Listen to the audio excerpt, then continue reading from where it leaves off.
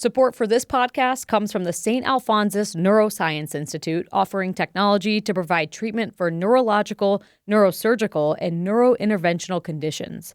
This includes a dedicated neurotrauma ICU for critical care of the brain or spine and a 24/7 stroke team. More at stalphonsus.org. Since Boise State Public Radio was founded, students have been an integral part of day-to-day operations. We're proud of those who contribute to what we do every day. My name is Monica Esquivel, and I'm a newsroom intern. With the guidance of award-winning reporters, I get to learn the ropes of working in public media. On March 4th and 5th, help us connect across campus and through our community. You can fund our student programs with your gift on Bronco Giving Day. Learn more and support at boisestatepublicradio.org. From Boise State Public Radio, this is The Connector. Good morning. I'm George Prentice. Should Idaho public school teachers be compelled to read Bible passages to their students every morning? Plus, should Idaho students continue to be allowed to participate in political demonstrations? We've got those stories and much more. It is Monday, the 2nd of March. Here we go with today's stories. The filing period for statewide and legislative offices closed last Friday at 5 p.m., and about 95% of legislative seats have incumbent candidates. Troy Oppie has a look at the numbers and some notable races. There are 105 seats in the Idaho legislature. Races for 95 will have candidates from two parties. In November's general election, there are 64 contested primary races in May. All that's likely to drive election spending, says Boise State professor of political science Jacqueline Kettler. It seems like we're going to have some really competitive primaries, more active campaigns, and so that will likely bring with it a lot more money. The most contested districts are those without incumbents and Boise's District 15, which is Idaho's most purple. Several candidates who lost seats 2 years ago are back, notably Republicans Megan Blanksma in District 9, Chris Trakel in District 11, Julianne Young in District 30, and Scott Herndon in District 1. They bring a different sort of energy to the race, right? They've done this before, they know how to campaign, and so it's very likely those races could be very competitive. Idaho's statewide elected officials will all have contested generals, but only Governor Brad Little faces a primary challenge. 7 other Republicans are running. The gubernatorial general election will have candidates from the Democrat, Independent, Libertarian, and Constitution parties. And Idaho's congressional delegation faces primary and general challengers, with a crowded field running against incumbents Senator Jim Risch and Representatives Mike Simpson and Russ Fulcher. Troy Oppie, Boise State Public Radio News. At the legislature, the conveyor belt of proposed legislation continues to pick up speed, and of late, a reminder that a single vote might make a huge difference. GOP Representative Jordan Redmond's latest proposal would be to require Idaho public school teachers to read a particular book every day to their students. This would create a statewide policy for public school teachers to read sequential passages from the Bible in their classrooms daily without instruction or comment. It was an introductory hearing, but indeed there was plenty to say about church and state and favoring one faith over all others. Here is GOP Representative Jack Nelson. People did not come to this nation as immigrants to go to government-sponsored religion. They came here to get away from it. LDS pioneers settled this country.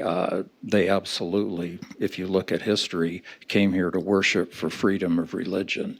In my community, to have a bunch of Catholic kids sit and have to listen to readings from the Book of Mormon, I think they would get pretty excited about that. So, a vote to introduce followed, but 5 Republicans joined Democrats, and then came a unique reminder that in the legislature, a chair of a committee cannot break a tie vote, so the proposal failed on a tie vote. Up next, a proposal from GOP Representative Steve Tanner, who says there shouldn't be any allowance for any short absence for students who want to express themselves politically.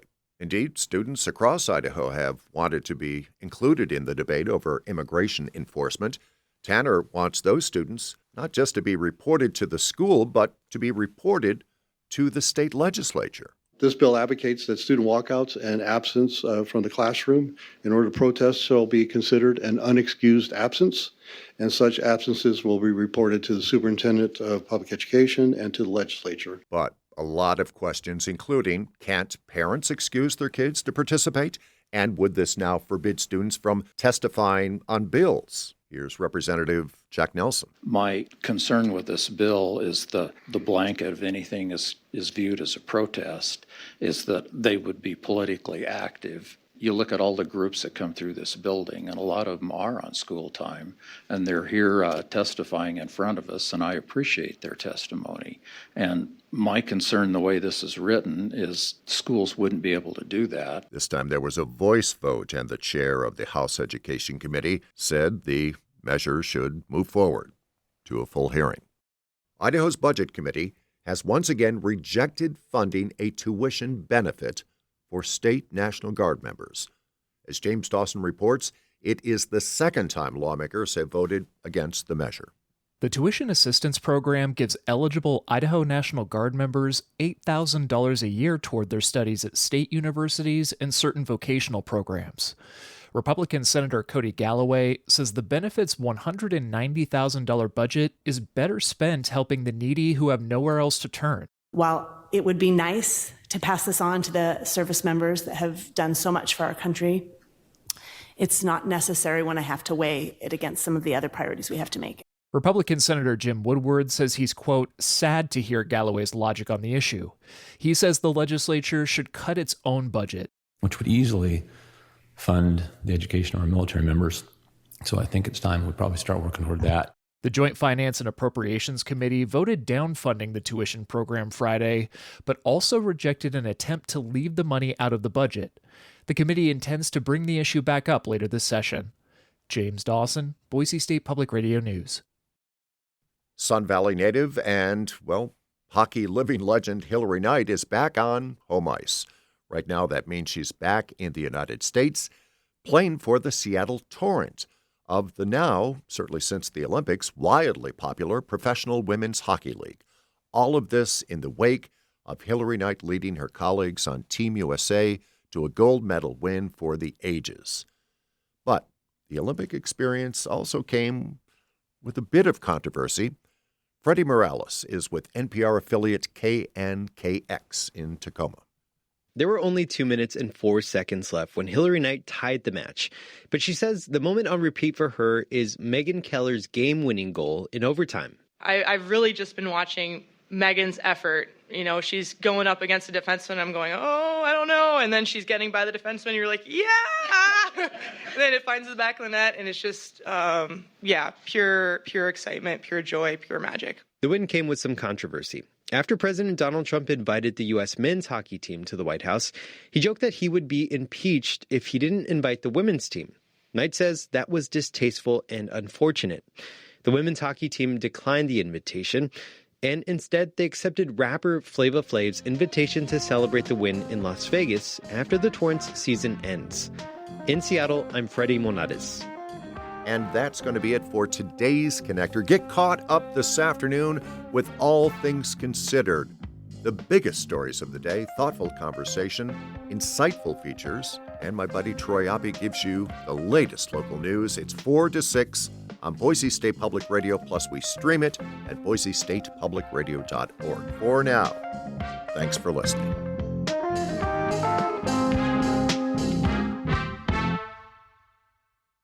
Hi, it's Terry Gross, host of Fresh Air. Hey, take a break from the 24-hour news cycle with us and listen to long-form interviews with your favorite authors, actors, filmmakers, comedians, and musicians, the people making the art that nourishes us and speaks to our times. So listen to the Fresh Air podcast from NPR and WHYY.